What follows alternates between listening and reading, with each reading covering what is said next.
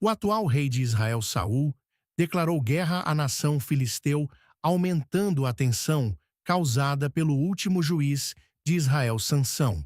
Enquanto isso, em uma pequena cidade fora de Jerusalém, um menino que crescerá e se tornará um guerreiro, e o rei da nação está nascendo. Faltam 992 anos, para que Jesus ande pela terra e uma criança de 8 anos de cabelos espessos esteja cuidando de seu pai e o rebanho de ovelhas de Jessé em um campo de Belém.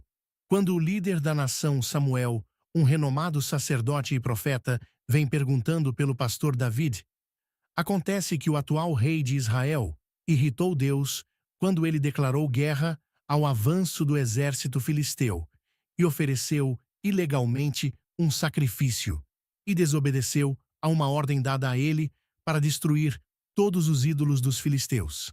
Samuel diz que Deus escolheu Davi para ser rei de todo Israel, mas Saul permanece no trono. Porém, Saul é atormentado por um espírito maligno enviado a ele por Deus. E então, os servos de Saul recomendam que ele contrate um músico para acalmá-lo quando ele estiver irritado. Os servos sugerem um pequeno pastor de Belém, chamado Davi, e diz que Davi é hábil em tocar música. Um homem de valor, um guerreiro, prudente na fala e um homem de boa presença, e o Senhor está com ele. Portanto, sem o conhecimento de Saul, o rei contrata o jovem Davi, que sucederá seu trono. Quando os filisteus voltarem para receber recompensa, eles enviam um homem gigante de 3 metros de altura e carrega 40 libras de armadura. Ele lança uma lança no ar que teria 7 centímetros de espessura. Eles o chamam Mão de Golias. Ele provoca os israelitas para enviar um guerreiro para vencê-lo, mas os israelitas estão aterrorizados. Enquanto isso, o pastor Davi é enviado para o meio da batalha para enviar pão para seus irmãos, que lutam na linha de frente quando ele vê Golias provocando o povo israelense. Davi declara a todos que ele pode vencer o gigante e nem precisa de armadura para isso. Ele junta 5 pedras lisas e, com sua confiança em Ié, mata Golias com um chicote. E assim que Saul viu Davi sair contra os filisteus, ele disse para Abner, o comandante do exército: fio quem é? Abner disse: como sua alma vive, rei, eu não sei.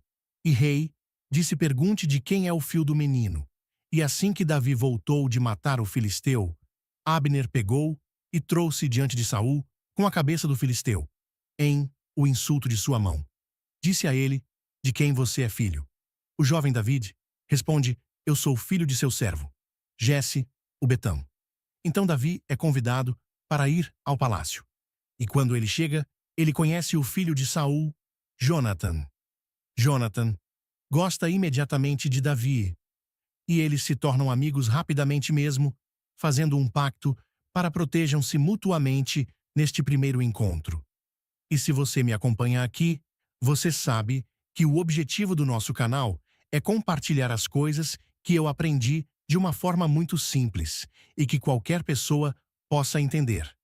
Agora que você chegou, que tal deixar o seu like? E se você for novo, lembre-se de se inscrever. Mas Saul fica vez mais com ciúmes do servo Davi e diz a Davi que ele pode se casar com sua filha, mas depois dá sua filha para outra pessoa se casar, ao mesmo tempo que envia Davi como um guerreiro para a linha de frente da batalha, para que em sua angústia ele pode cair. Mas com Yahu, por Davi, ele derrota mais inimigos do que qualquer um. As pessoas começam a escrever canções sobre o jovem pastor, dizendo que Saul derrubou seus milhares e Davi tem 10.000. Mas temendo a crescente popularidade de Davi, Saul diz o que mais querer. Senhoim e Saul lã o mátomo de lã enante arpajota. Avisa Davi sobre planos. Deu pai para matá-lo e Davi fogue para Quinobe onde encontra.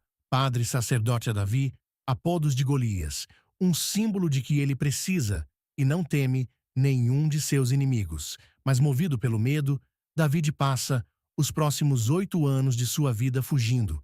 Por 4 anos, Davi foge para Gat, Mas despertado pelo medo e pela suspeita, ele sai e busca refúgio em Moabe. Mas em Moabe, ele é avisado para sair. E então, ele foge e vai para a floresta de Herat, onde passa algum tempo, até finalmente acabar na cidade de Quela. Saul está planejando atacar os filisteus, mas com a esperança secreta de encontrar e capturar Davi, filho de Jés. Temendo assim, Davi foge e se refugia nas montanhas selvagens de Zif, e passa os próximos anos de sua vida escondido em cavernas. Enquanto nas cavernas de Zif, Jonathan se encontra com Davi e confirma sua lealdade para garantir que Davi é o verdadeiro rei de Israel. Mas o povo de Zif vai até Saul e lhe conta sobre o paradeiro de Davi, assim armado, até os dentes, com um exército sob seu comando. Saul busca a vida de Davi no deserto de Maom, mas nesse momento o exército filisteu volta com vingança e ataca pelas costas do exército de Saul, dando a Davi tempo suficiente para escapar para Uete após a batalha.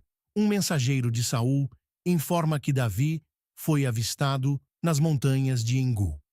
E então Saul vai até lá com apenas um pequeno grupo de guerreiros para matar Davi. Mas passando Saul, resolve fazer suas necessidades na fenda de uma rocha e simplesmente. Então acontece que é aqui que David está. E percebe isso. É sua oportunidade de matar Saul antes que Saul o mate, e ele não o faz. Davi simplesmente corta um pedaço da capa de Saul e sai correndo da caverna e presta homenagem a Saul, demonstrando que ele não tem ódio Peloi. Mas Saul não escuta e continua a perseguir Davi no deserto de Zif, até noite no acampamento de Saul. Abner está dormindo profundamente ao lado de Saul, quando David entra sorrateiramente na tenda e rouba seu jarro de água e sua lança. Então Davi foi para o outro lado e ficou longe, no topo da colina, com um grande espaço entre eles.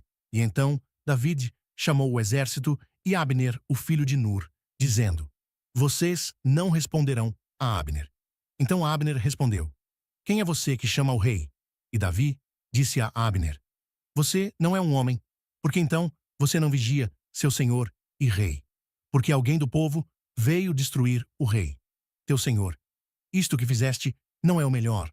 Você merece morrer, porque não zelou pelo seu senhor. E agora, veja onde está a lança do rei, na jarra de água que estava em sua cabeça."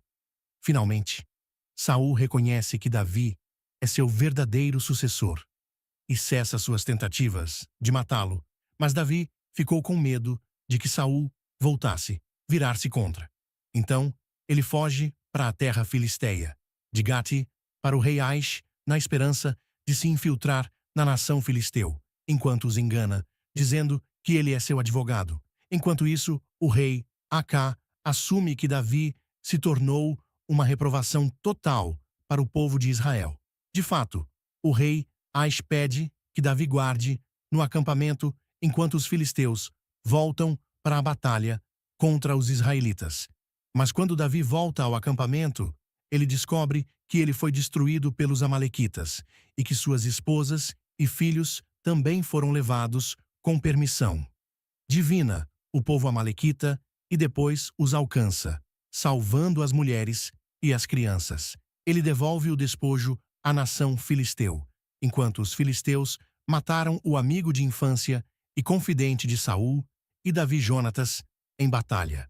Mas com a derrota dos amalequitas e com a derrota de Saul, Davi é ungido rei de Jerusalém. A unção de Davi o lança como reino de Israel em uma guerra civil com a tribo de Judá permanecendo leal a e a maior parte de Israel permanecendo leal a Saul. Mas quando Abner é assassinado por Joabe e Isbaxê, o herdeiro de Saul, é morto durante o sono. Davi é finalmente ungido como rei do reino, irritado com o assassinato injusto de Abner e Isbet, seus próprios inimigos. Davi condena os assassinos à morte. Isso marcará o resto de seu reinado, pois as pessoas afirmam que ele deve realmente ser um homem segundo o coração de para cuidar de seus inimigos, é sem dúvida que é devido aos vários convênios que Davi fez com Jonatas, que ele se sente tão apaixonado pelo assassinato do eventual herdeiro de Saul, mas esse senso de certo e errado o guia bem em seu reinado. E assim Davi é ungido rei de todo Israel.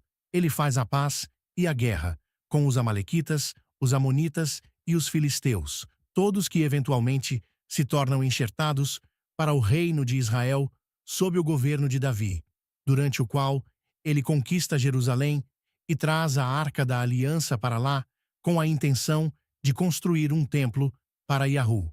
Mas o profeta Natã proíbe isso e diz que o templo será construído por um dos filhos de Davi, em vez do profeta. Diz que Deus construirá para Davi um grande reino de seus filhos, um reino que nunca terá fim. Mas então, na primavera, durante a batalha de Rabá, o rei Davi fica para trás em Jerusalém, enquanto os israelitas saem e lutam, e enquanto isso, em Jerusalém, Davi avista uma jovem tomando banho no telhado e a chama para ele, ela fica grávida. E Davi se recusa a se casar com Batiba, temendo sua reprovação. Davi envia Urias, o marido do Iti Batseba, para a linha de frente da batalha, na esperança de que ele caia, assim como seu sucessor, Saul, fez com ele quando era jovem. Mas em resposta a esse caso, Natã, o profeta, prende o rei em sua culpa e profetiza que o castigo de Davi será grande e será um castigo para seus filhos. O cumprimento desta profecia ocorrerá quando o filho primogênito de Davi, Absalão, for alimentado pela vingança e pelo desejo de poder Absalão fugir de Davi e for morto na floresta de Efraim pelo comandante do próprio Davi exército, pouco antes de sua morte, com medo e em contradição direta com as regras dos reis descritas no Deuteronômio, realiza um censo para garantir que ele tenha um exército grande, o suficiente para derrotar todos os seus inimigos, mas também um fim adequado para sua vida. E a história de Samuel Davi eventualmente se arrepende e evita o desastre da nação, uma vez novamente, quando a vida de Davi chega ao fim. Seu filho mais velho, Adonias, se declara rei, mas Natã, o profeta, e Batiba vão até Davi para concordar em coroar rei Salomão, como Davi havia prometido. Originalmente, em suas últimas palavras, em seu leito de morte, para Salomão, o Deus de Israel. Falou a rocha de Israel.